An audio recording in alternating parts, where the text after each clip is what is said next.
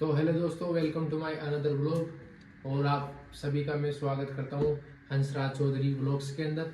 और आप सभी को हैप्पी दिवाली, क्योंकि कल दिवाली निकल गई और इससे पहले मेरे को अपना जो व्लॉग है वो बनाने का मौका नहीं मिला, क्योंकि यहाँ पे मेरी फैमिली बाहर से कुछ आए हुए थे तो यहाँ ठहरे हुए थे, इसकी वजह से मेरे को टाइम नहीं मिला।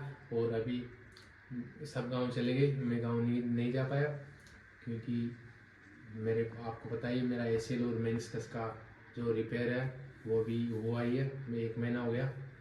तो अब नहीं तो मैं हर साल दिवाली पे गांव जाता हूँ, ये तो बस इसी साल ऐसा कुछ हो गया, इसकी वजह से मैं गांव नहीं जा पाया।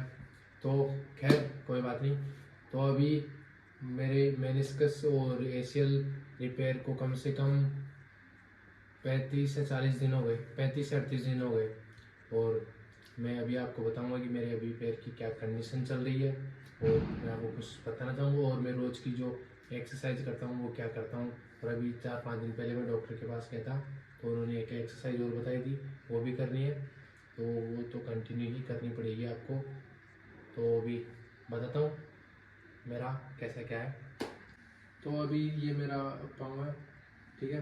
और इसके जो टाँके हैं वो लगभग जो घाव वो भर गए और टाँके सूख भी गए, उनकी जो पपड़ी आती है ऊपर वो आके और हटने लगे। और अभी मैं नहाने लग गया। डॉक्टर ने कहा था कि जब मैं टाँके हटा के आया था ना, तो डॉक्टर ने बोला था कि 2-3 दिन बाद ही नहा लेना, लेकिन मैं नहाया नहीं था 2 दिन बाद।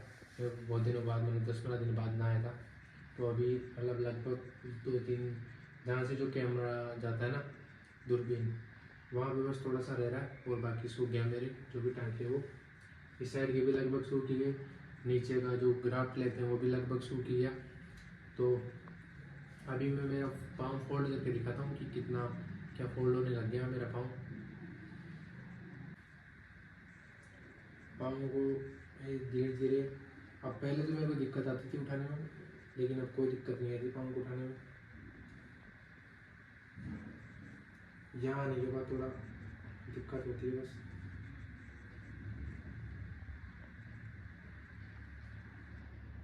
ये देखो, मेरे लगभग एक हथेली का गैप है, तो ये पाँव यहाँ तक आ जाता है।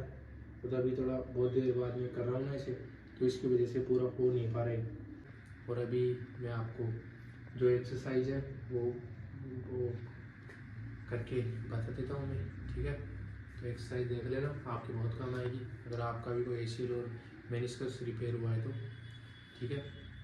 तो अभी मैं करने जा रहा हूँ जो मेरे जो पहले एक्सरसाइज करता हूँ मैं, तो ये है वो जो एंकल है, इसको ऐसे घुमाते रहना है। ठीक है कि मेरा पाँव थोड़ा सीधा नहीं जाता, क्योंकि यहाँ पे टाँके लगे हुए हैं और जो मेरा ये टकुनी है वहाँ पे वो एक राड डली हुई है, इसकी वजह से मेरा ये पाँव ऐसे सीधा नहीं जा रहा, ऐसे टेढ़ा जा रहा है।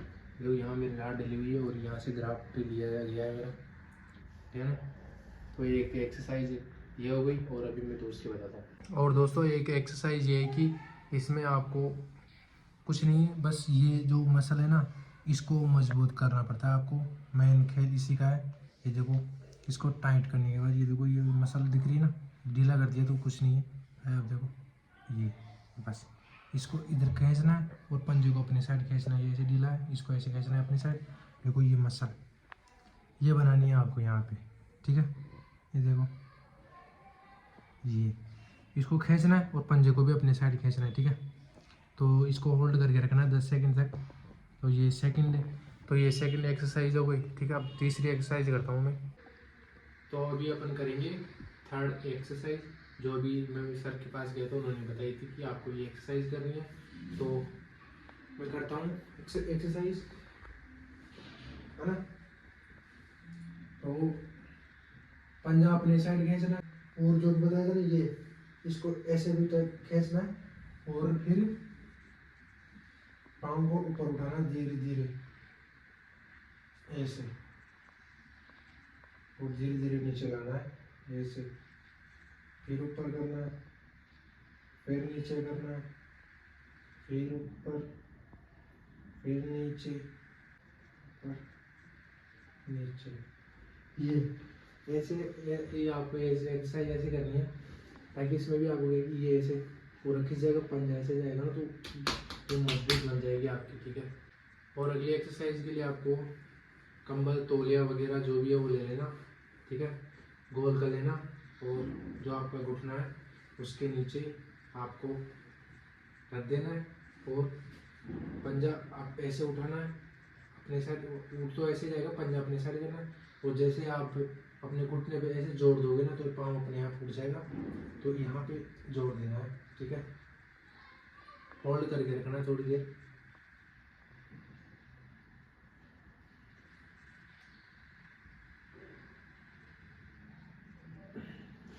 आप ये पाँव सीधा करके भी ऐसे करके भी कर सकते हो।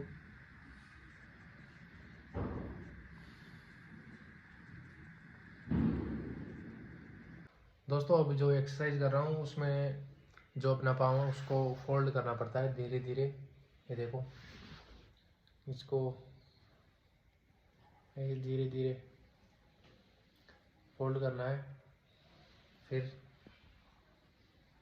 नीचे, फिर ऊपर, ऐसे कर करके आपको जितना हो सके उतना ही करना है। लेकिन वीक के हिसाब से आपको जो आपका डॉक्टर उन्होंने आपको कितना डिग्री के लिए बोल रखा है उतना डिग्री ही घुमाना है। ठीक है।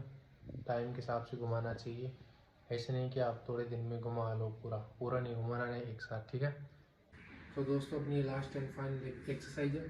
तो इसमें क्या क्या करना होता है कि आपका जिस पैर का सर्जरी हो रखा होता है, ठीक है, उसको आपको जो दूसरा पाँव है उसके ऊपर रखना है और उसके ऊपर रखने के बाद पाँव को ऐसे धीरे धीरे नीचे लेके जाना है। ठीक है। जितना हो सके उतना, और फिर वापस ऐसे धीरे धीरे ऊपर लाना है। ठीक है। जो जिस पाँव की सर्जरी हो रखी है उस पर बिल्कुल भी जोर नहीं आना चाहिए, जोर पूरा आएगा जो जो दूसरा पाँव सही है उस पर आना चाहिए जोर। ठीक है। डॉक्टर को दिखाने गया था तो डॉक्टर ने मेरे को वो कर दिया था कि तू जो भी अपने काम हो वो जैसे टॉयलेट करने जाना, बाथरूम में जाना, जो भी काम है वो तू अपने इस वॉकर से कर लेना, इसलिए मैं वो कर लाया था। तो इससे अभी एक पाँव मेरा हवा में रहता है और 15 दिन बाद में पाँव में जोड़ दे दे के मैं चल सकता हूँ, इससे वो वजन दे देगी। तो ठीक है। तो दोस्तों आज की वीडियो में बस इतना ही था आपके लिए, मतलब आज की इन्फॉर्मेशन बस यही थी आज के व्लॉग में। तो अगर आपको मेरा व्लॉग अच्छा लगे और इन्फॉर्मेशन अच्छी लगे तो प्लीज़ वीडियो लाइक कर देना और चैनल को सब्सक्राइब कर देना। मैं आपको मेरी रिकवरी का जो भी टाइम है वो बताती रहूँगा। ठीक है। तो अभी मिलते हैं अगले व्लॉग में। ठीक है।